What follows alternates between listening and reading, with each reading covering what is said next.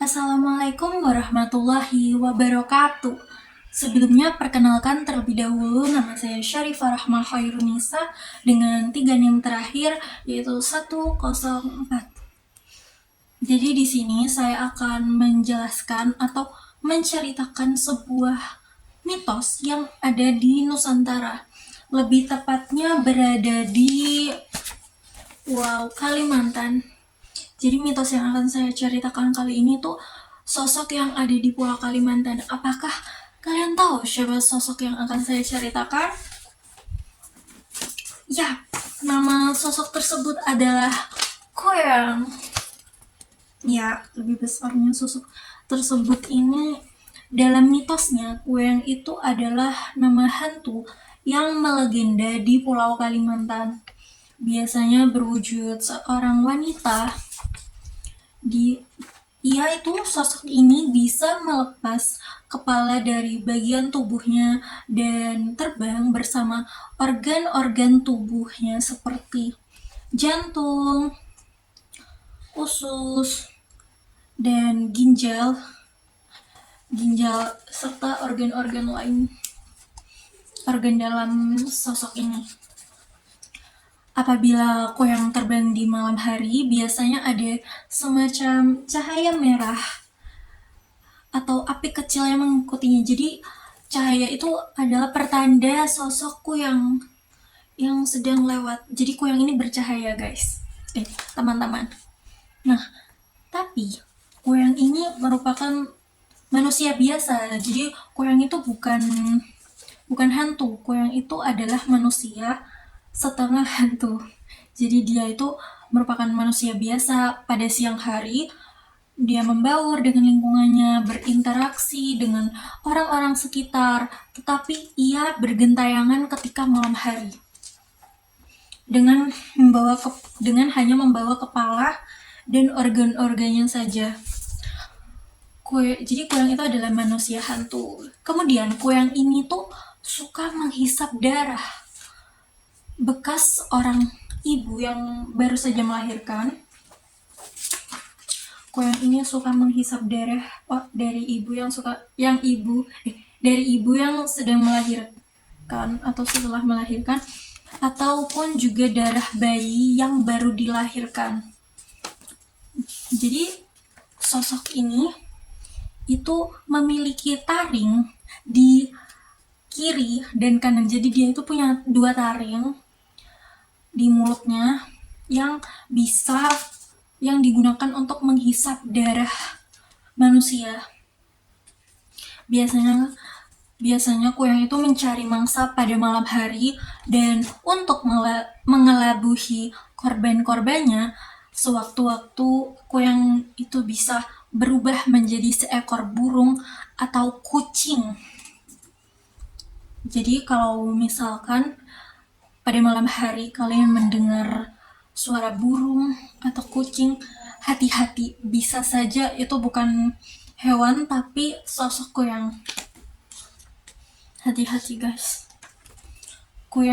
Tapi kuyang itu biasanya mendatangi seorang perempuan.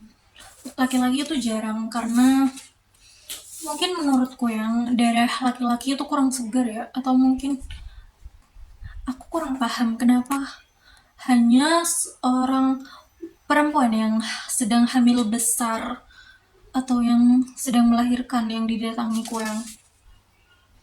Nah, kuyang ini tuh juga biasa mendatangi seorang perempuan yang hamil besar, terus mengusap-ngusap perutnya. Jadi kayak biasanya tuh kan kayak kalau ibu-ibu ngusap-ngusap perut itu untuk kayak biar cepat hamil juga gitu. Tapi bisa jadi membawa malapetaka juga. Jadi hati-hati ya untuk saudara atau ibu kalian atau kalian sendiri yang sedang hamil. Dimohon untuk berhati-hati dan sebaik mungkin tidak mengizinkan orang mengelus perut kalian jika kalian sedang hamil. Nah,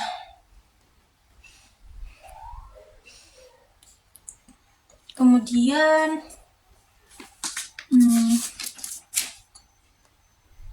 dalam di Kalimantan itu kan ada orang Banjar.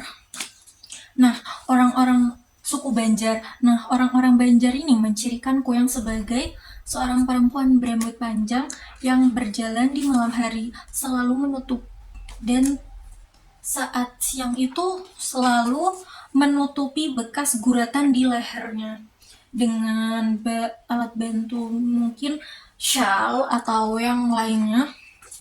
Jadi dia berusaha untuk menutupi bekas guratan. Kenapa kok ada bekas guratan? Kan kalau kuyang itu kan hanya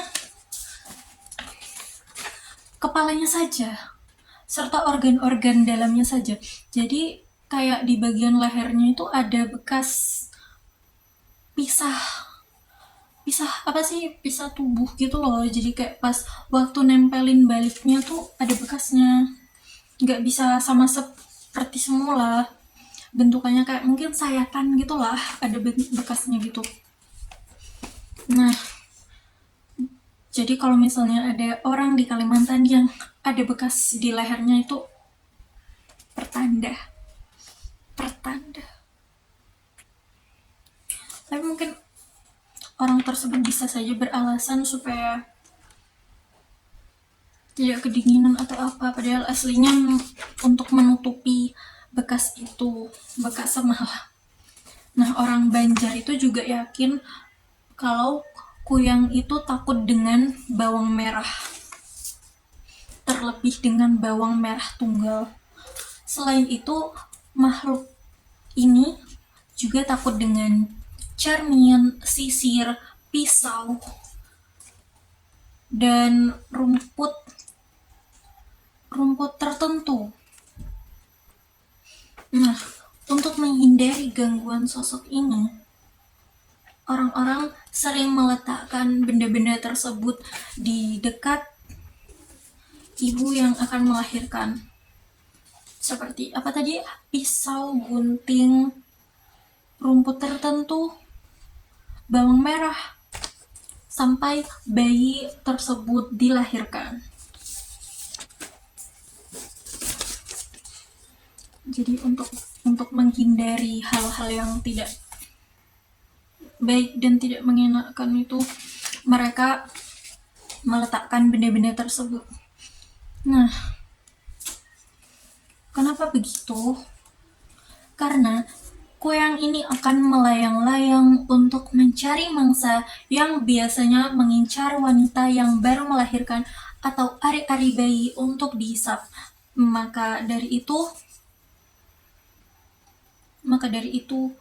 orang Banjar menggunakan alat-alat tersebut di area di sekitar ibu hamil. Mungkin bisa dibawakan di dalam tasnya atau di kasurnya gitu, agar kuyang tidak bisa mendekati ibu yang hamil tersebut. Umumnya orang Banjar menggunakan satu benda lagi, yaitu tali ijuk sebagai bedongan kan biasanya kayak kalau orang Jawa tuh kan pakai kain.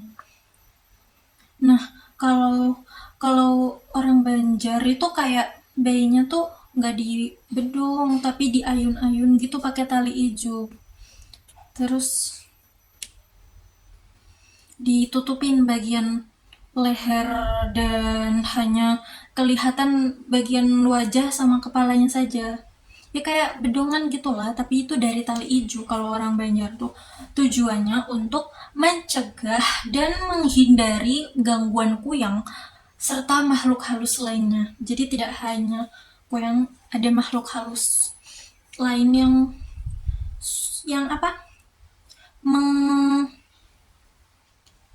menargetkan bayi.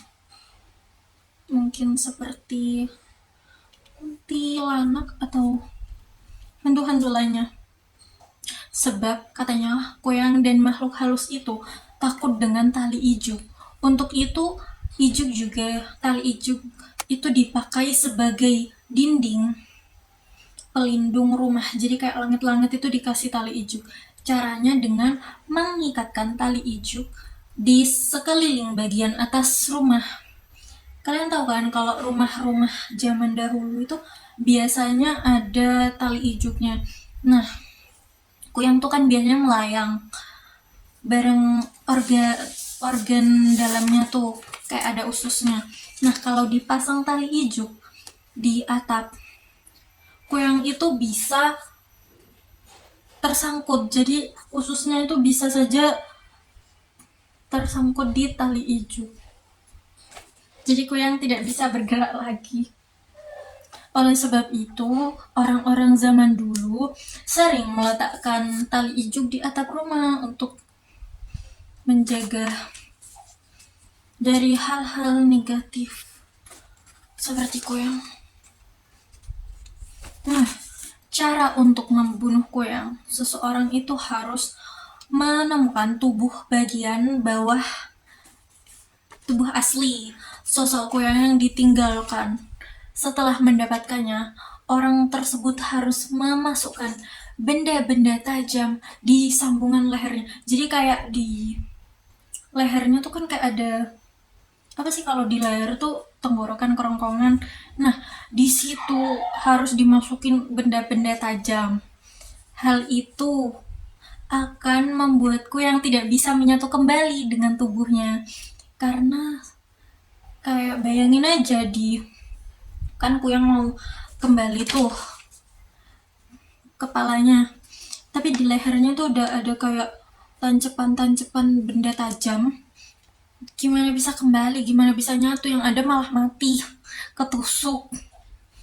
Nah, jadi begitulah cara untuk membunuh sosok kuyang. Tapi menurut cerita, kuyang ini punya minyak sakti yang disebut minyak kuyang. Tapi kalau di Banjar, di Kalimantan itu disebutnya minyak langa atau minyak kawiyang. Jadi minyak kawiyang itu artinya minyak kuyang. Konon katanya kalau seseorang meminum minyak tersebut, manusia tersebut bisa menjadi kuyang. Jadi habis minum langsung jadi kuyang. Gitu. Terus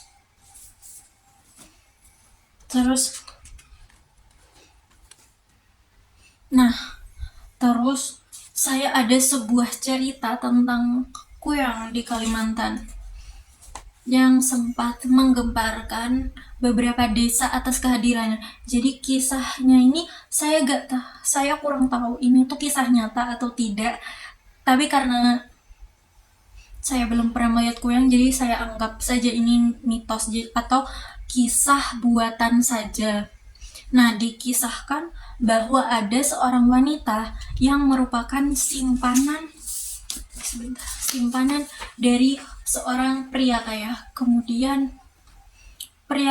Kemudian wanita itu berpikir, gimana ya caranya agar ia bisa mendapatkan kasih sayang sepenuhnya dari sang pria. Soalnya kayak sang pria itu akhir-akhir ini udah berubah gitu, gak kayak dulu lagi, kayak udah bosen kali ya. Terus si cewek tuh kayak kesel maunya sama cowok itu terus-terusan, soalnya si cowok kaya raya, jadi dia itu mau memanfaatkan harta si cowok. Nah, akhirnya wanita itu kemudian memutuskan untuk pergi ke dukun untuk meminta satu ilmu hitam agar ia bisa awet muda dan suaminya bisa tunduk. Bukan susuk lagi ya teman-teman, tapi dia minta awet muda. Susuk itu buat awet muda juga sih. Tapi dukun itu tidak memberikan susuk, namun memberikan sebuah minyak sakti untuk si wanita tersebut. Kemudian sang dukun menjelaskan bagaimana tata cara menggunakan ramuan tersebut. Setelah itu dukun memberikan beberapa pantangan kepada si wanita. Ketika sudah menggunakan minyak sakti itu, pantangan tersebut adalah yang pertama, jangan sampai melewati tanaman labu. Melewati, jadi kayak bukan melangkahi ya, tapi melewati. Kan kalau sosok goyang tuh nggak napak, jadi walaupun menerbangi itu, yang penting melewati itu tidak boleh, harus jauh-jauh dari tanaman labu. Kemudian yang kedua, jangan melangkahi tali ijuk atau sapu ijuk. Yang ketiga, jangan melihat cermin. Dan yang paling penting, dia harus memakan ari-ari bayi yang baru lahir seminggu sekali atau sebulan sekali. Minimal itu sebulan sekali, tapi paling baik seminggu sekali atau sebulan 4 kali. Lantas wanita itu pun menyanggupi pantangan dari si dukun. Dalam seketika, ia pun menjelma menjadi sosok siluman berambut panjang, berkepala manusia, tapi bertaring. Mungkin dia awalnya berpikir, apa saya itu seorang kuntilanak tapi kok beda ya gitu mungkin ya. Terus dia itu juga bermata merah, tapi tidak memiliki badan. Hanya jeroan saja yang terlihat. Yaitu tadi sosok orang. Nah, aksi mencuri ari-ari bayi demi awet mudanya itu ia lakukan selama berbulan-bulan setelah mendapatkan minyak kuyang dari sang dukun. Namun, pada suatu hari kebetulan di kampungnya tidak ada wanita yang baru melahirkan. Ia pun kebingungan. Dia bingung, aku harus cari kemana. Akhirnya dia itu memutuskan untuk mencari mangsa di kampung lain, karena dia gak ada kan mangsa di kampungnya dia tuh. Tapi karena dia tidak tahu medan atau bentukan dari kampung tersebut, si Kuyang tanpa sengaja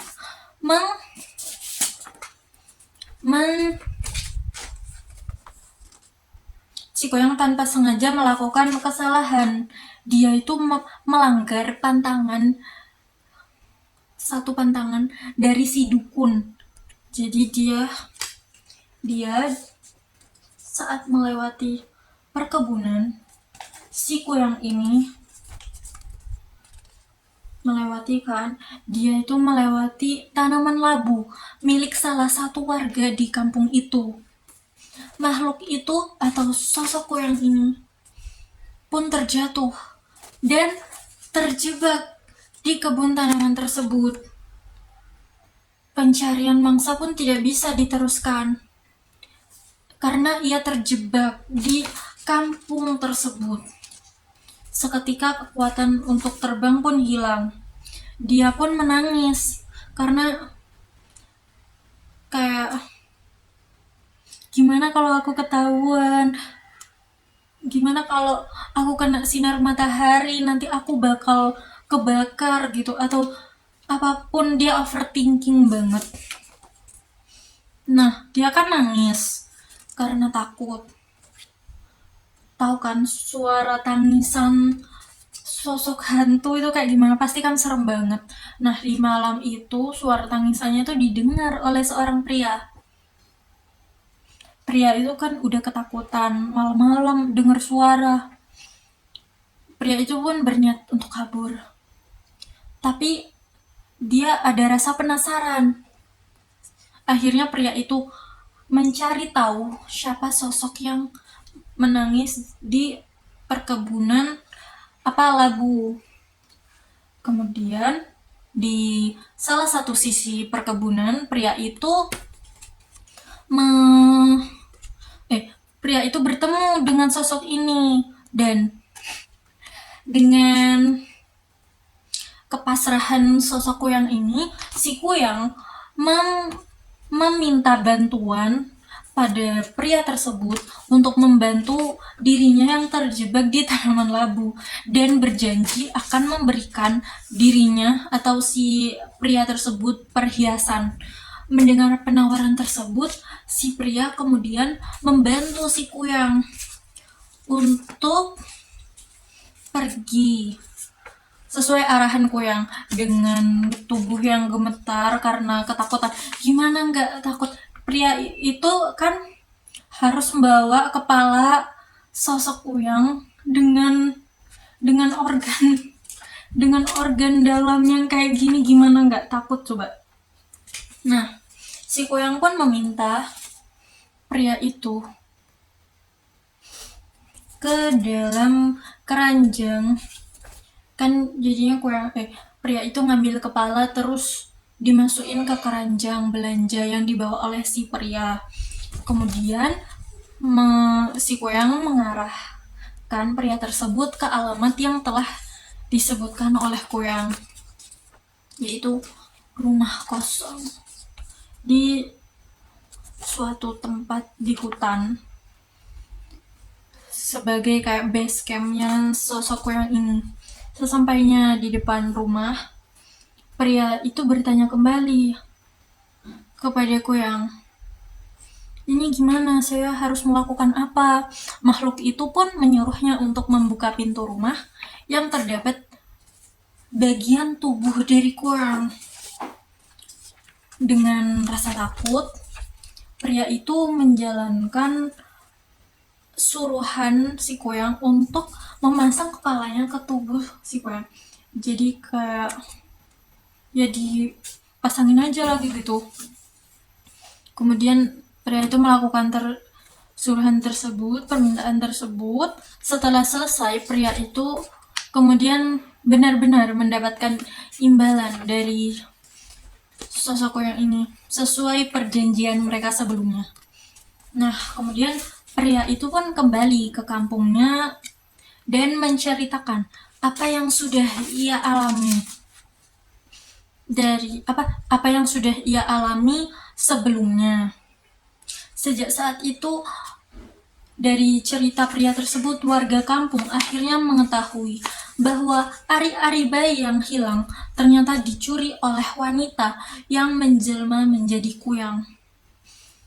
Amanat dari kisah ini adalah bahwa tindakan kejam dan tidak bermoral seperti mencuri ari-ari bayi tidak dapat dibenarkan, bahkan jika dilakukan dengan menggunakan kekuatan gaib sekalipun.